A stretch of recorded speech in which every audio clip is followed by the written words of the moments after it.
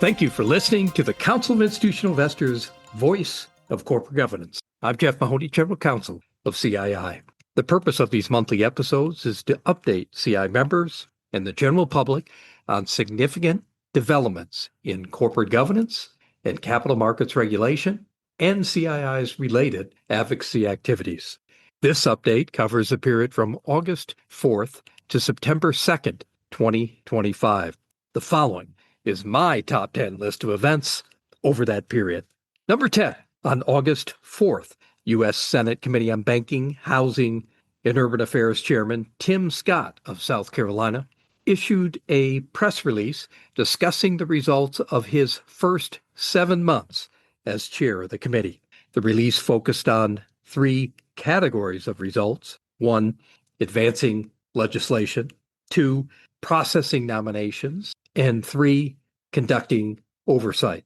With respect to advancing legislation, the release identified several bills, including the One Big Beautiful Bill, which was signed into law by President Donald J. Trump on July 4th, 2025. The release noted that the One Big Beautiful Bill included several provisions from the Banking Committee, including a provision that, quote, eliminates a Securities and Exchange Commission slush fund, unquote.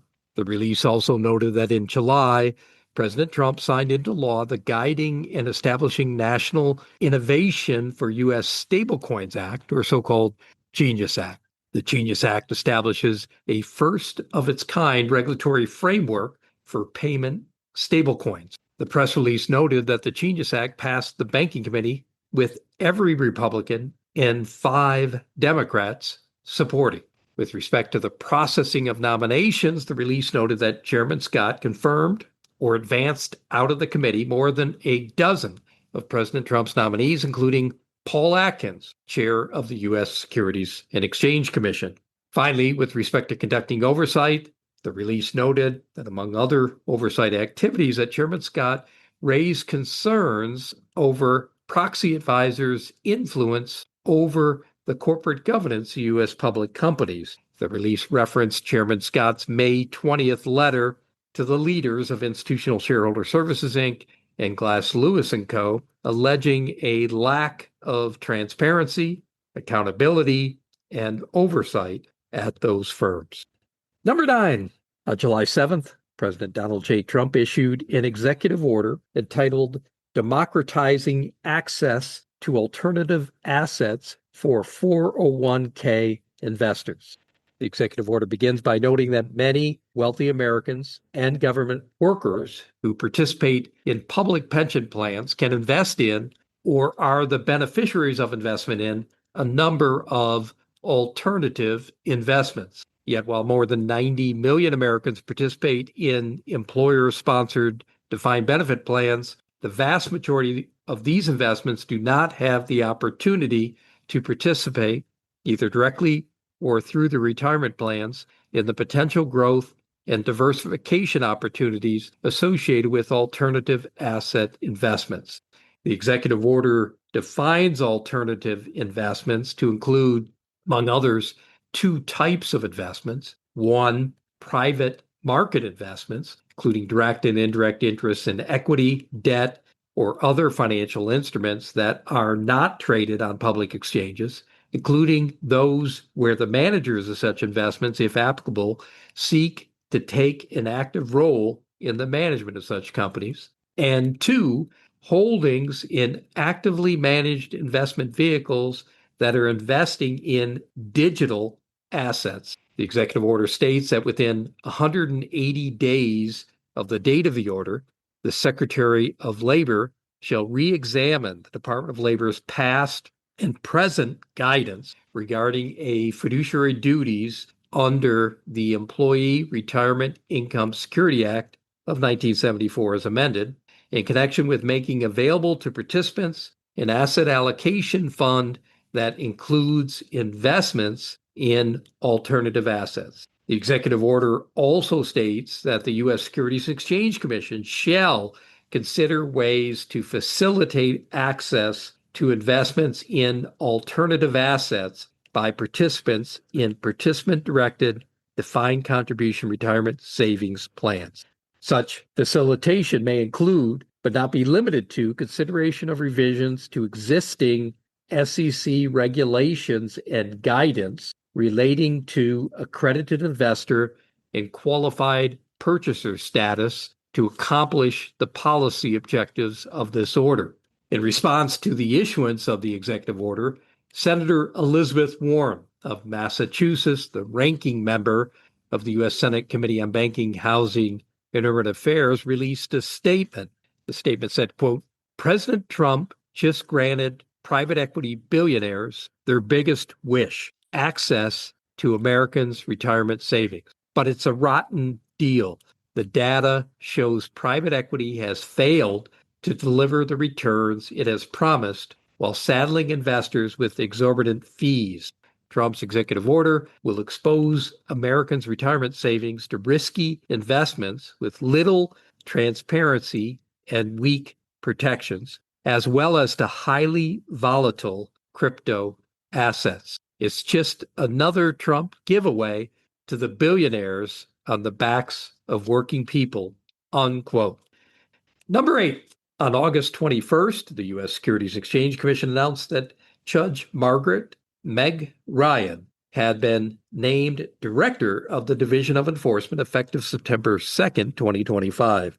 The acting Director of Enforcement, Sam Walden, will return to his previous role as Chief Counsel for the division. SEC Chairman Paul Atkins stated, quote, I am thrilled to welcome Judge Ryan to the SEC. She brings to the Commission decades of experience as a respected judge and practitioner of the law. She is fulfilling a critical role. Judge Ryan will lead the division guided by Congress's original intent, enforcing the securities laws, particularly as they relate to fraud and manipulation.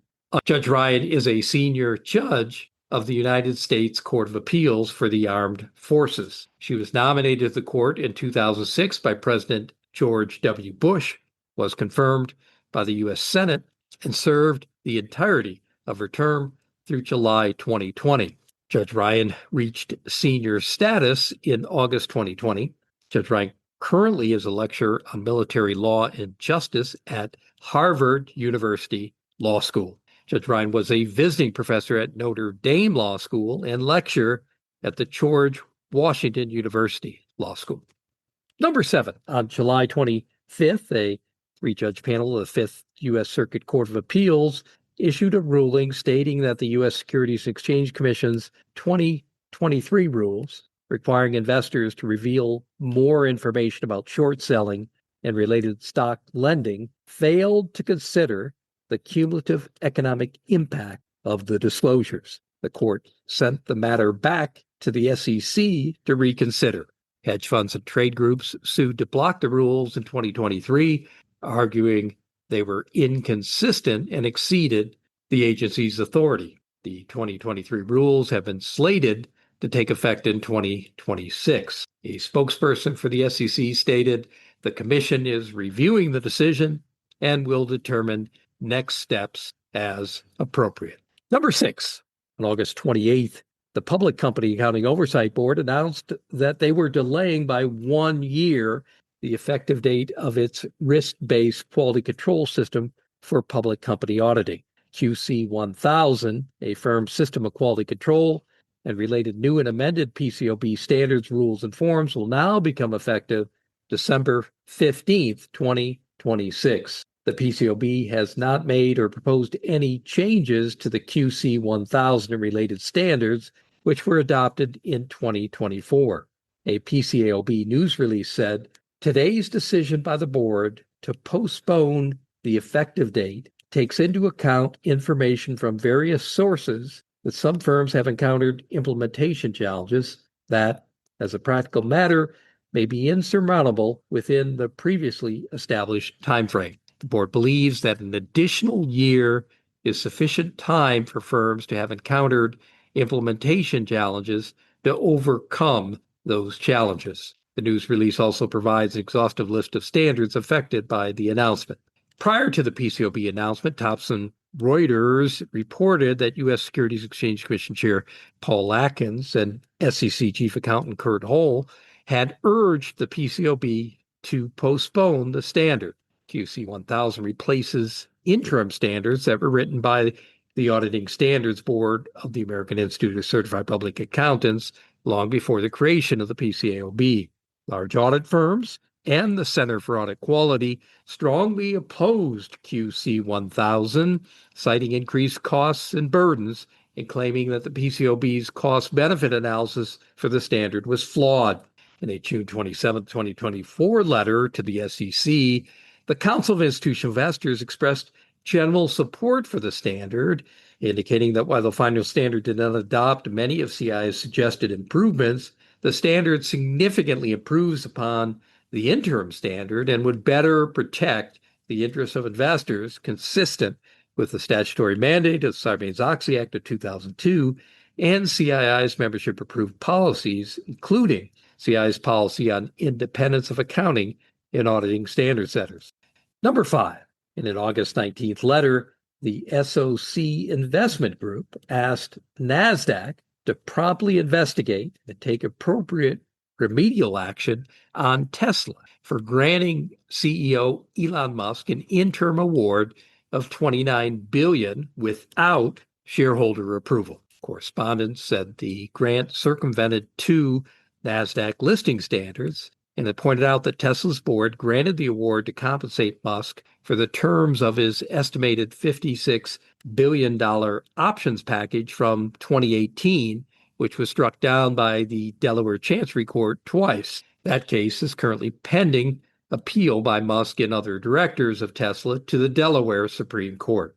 The investment group pointed out that the interim award was granted under the company's 2019 equity incentive plan, which, when shareholders voted on it, repeatedly stated it was not intended to cover awards to Musk. Letter noted that Tesla's 2019 proxy statement stated that the board intends the 2018 CEO Performance Award to be the exclusive form of compensation for Mr. Musk until it is completed, expires, or otherwise terminates. Letter explains that the interim award appears to expand the class of participants under the 2019 plan in a manner that would be sufficiently material to require a separate shareholder vote. Tesla's board has said that this is just the first step in compensating Musk while the legal battle over his 2018 payout plays out in court. The investment group warns that the interim award could be the first of many awards bypassing NASDAQ's requirements for a shareholder vote.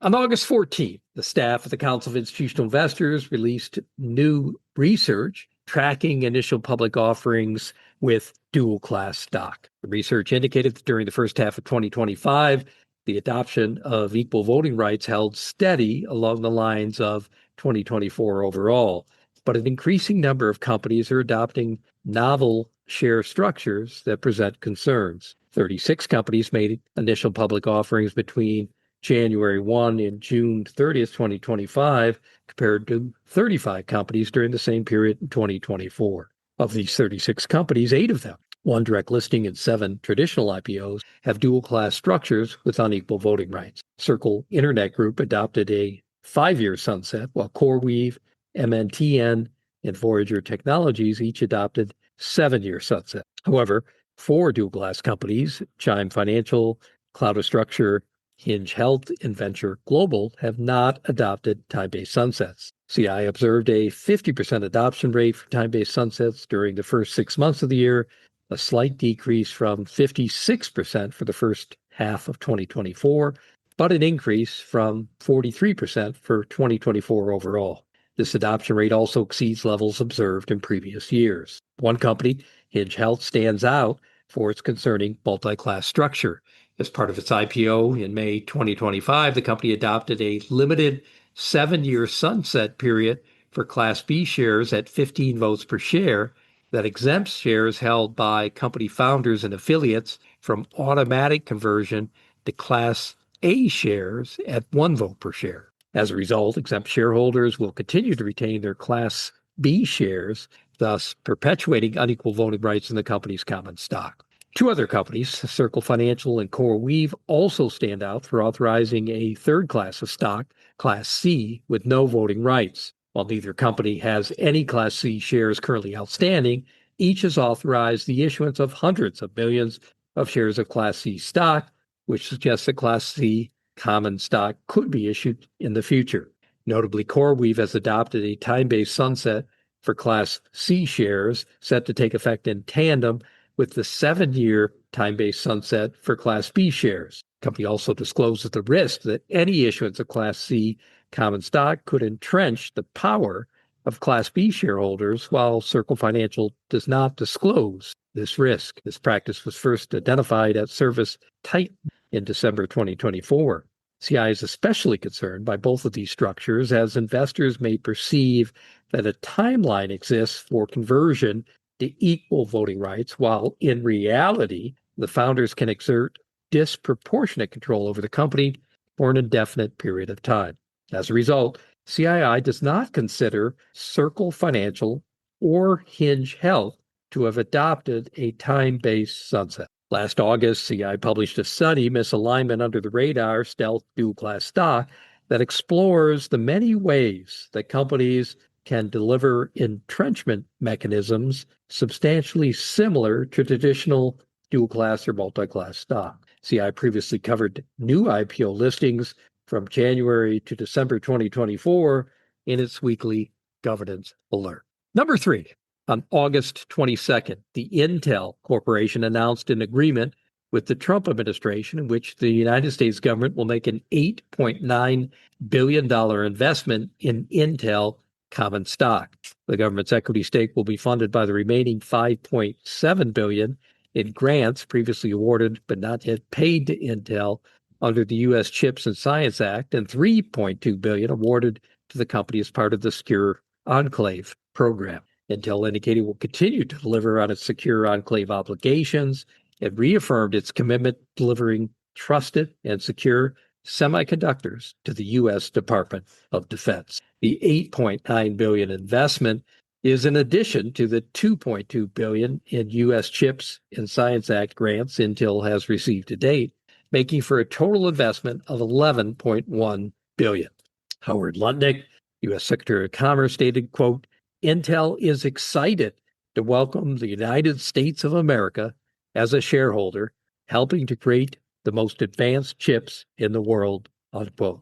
Under the terms of the announcement, the government agrees to purchase 433.3 million primary shares of Intel common stock at a price of $20.47 per share, equivalent to a 9.9% stake in the company. Investment provides American taxpayers with a discount to the current market price. Government's investment in Intel is described by Intel as a passive ownership with no board representation or other governance or information rights. The Intel announcement also stated that the government also agrees to vote with the company's board of directors on matters requiring shareholder approval with limited exceptions. The government will receive a 5-year grant at $20 per share for an additional 5% of Intel common shares, exercisable only if Intel ceases to own at least 51% of the foundry business.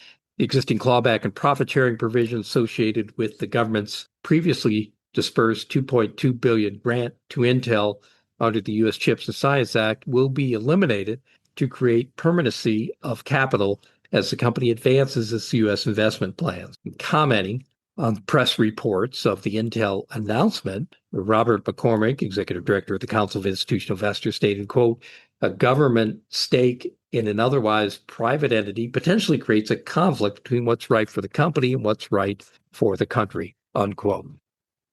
Number 2, on August 29th, Judge Alan D. Albright of the Western District of Texas granted Institutional Shareholder Services, Inc. and Glass Lewis & Co.'s motion for a preliminary injunction to prevent the implementation of Texas Senate Bill 2337, which would have become effective on September 1st, 2025. Senate Bill 2337, among other provisions, would have required that proxy advisors make public and private disclosures when their advice is based on, quote, non-financial, unquote, factors. ISS and Glass Lewis, the two largest proxy advisors in the U.S., sued the Texas Attorney General Ken Paxton to enjoin the law as unconstitutional and preempted by federal law. Firms filed separate challenges on the same day last month, and Judge Albright opted to hear them together. In granting ISS and Glass Lewis's motion for preliminary injunction, the court found that the firms have standing and have satisfied the standard for the issuance of a preliminary injunction. The court enjoined defendant Attorney General Ken Paxton and his agents, employees, and all persons acting under his direction or control from taking any action to enforce Senate Bill 2337 against the plaintiff firms, including, but not limited to, intervention in any private right of action. Judge Albright said he'll issue a written order within the next 30 days, and he set a trial date for February 2nd. Following the ruling, ISS issued a statement that said in part, "We appreciate the court's ruling today granting a preliminary injunction against enforcement of Senate Bill 2337 by the Texas Attorney General. ISS helps our institutional investor clients make informed decisions on behalf of the funds they steward. We provide our clients with rigorous, fact-based analysis based on the client's direction so that they can make their own voting decision. We remain committed to transparency, independence, and supporting investors in meeting their fiduciary duties. As this case moves forward, ISS will continue to work to protect its ability to provide independent, objective, and timely advisory and research services to our sophisticated investor clients." And Plaintiff Glass Lewis also issued a statement that said in part, "With the court's ruling today, the threat posed by Senate Bill 2337 will not take effect on September 1st. That means Glass Lewis can and will continue providing the proxy advice and services our clients have come to know and appreciate from our firm. Thankfully, we will not need to undergo all the operational steps Glass Lewis would have to take in order to comply with the new Texas law outlined in our August 18th letter. On behalf of Glass Lewis, our clients, and the entire proxy voting industry, we appreciate the court's careful consideration of our arguments and are pleased with today's decision. And my number one most significant development in U.S. corporate governance, capital markets regulation for the period from August 4th to September 2nd, 2025, occurred on August 28th, and the staff of the Council of Institutional Investors issued a report entitled "Behind the Veil: Risks of Chinese Companies and the VIE Structure." The report published by CII provides a deep dive into the risks that U.S. investors may be exposed to when investing in certain Chinese companies with variable interest entity structures. Publication looks at the dynamics in U.S.-China relations the 8 years since CII's previous analysis of Chinese variable interest entity companies in 2017 and how they may impact investors. Publication also recommends additional transparency measures for the U.S. Securities Exchange Commission to consider, including 3 measures. 1, disclosure of the potential financial implications if a company's variable interest entity structure is invalidated. 2, disclosure of any variable interest entity related regulatory inquiries a company receives from Chinese regulators. And 3, enforcement of the delisting of Chinese variable interest entities that do not comply with disclosure laws. Some other highlights from this CII report include a focus on 3 topics. 1, the design and frequency of variable interest entity structures. Nearly 160 Chinese companies listed on U.S. exchanges make use of the variable interest entity structure to sidestep Chinese restrictions on foreign direct investment in sensitive sectors. Investors in these U.S. listings may not understand that they are buying shares of an offshore proxy, generally domiciled in the Cayman Islands, instead of the actual operating company. This offshore intermediary does not have direct equity ownership of the underlying Chinese operating company. Rather, it has a contractual agreement to the cash flows. 2, the risks of variable interest entities. While Chinese authorities are aware of the proliferation of the variable interest entity structure, they have not formally condoned or sanctioned its use. However, any enforcement actions that invalidate the structure could result in a loss of shareholder value. Furthermore, the underlying Chinese operating company is controlled by a small number of owners who can reallocate the earnings of the company at the expense of foreign investors. The legal enforceability of the contracts underpinning the variable interest entity structure has not been fully tested in courts, and their domiciles in offshore tax havens may put them beyond the enforcement reach of U.S. regulators. And three, U.S.-China relations. Increased scrutiny of Chinese companies by U.S. legislators led to the adoption of the Holding Foreign Companies Accountable Act, which calls for the delisting of foreign companies that use audit firms the Public Company Accounting Oversight Board cannot inspect. Furthermore, responses by Chinese and U.S. authorities to the botched New York Stock Exchange IPO of DD Global in 2021, which allegedly failed to obtain Chinese pre-IPO cybersecurity approval and lost 80% of its value within days of listing, had a chilling effect on new listings of Chinese companies, regardless of their variable interest entity status. And in 2022, following a bilateral agreement between the Public Company Accounting Oversight Board in Beijing, the PCAOB for the first time gained access to inspect and investigate audit firms used by U.S.-listed Chinese companies. That completes my monthly update on significant developments in corporate governance, capital markets regulation. If you have any questions regarding any of the issues discussed, please feel free to email me at Jeff, that's Jeff, at CII.org. Till next time, I'm Jeff Mahoney. Thanks again for listening to the Voice of Corporate Governance.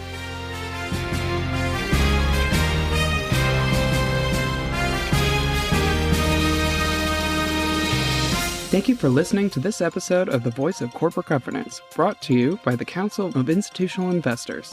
The Voice of Corporate Governance is a free, non-sponsored podcast that highlights critical developments in corporate governance and other important issues affecting institutional investors. The views expressed by those interviewed on the podcast do not necessarily reflect the views of CII or its members. For more information on CII and its policies on corporate governance, please visit our website at www.cii.org.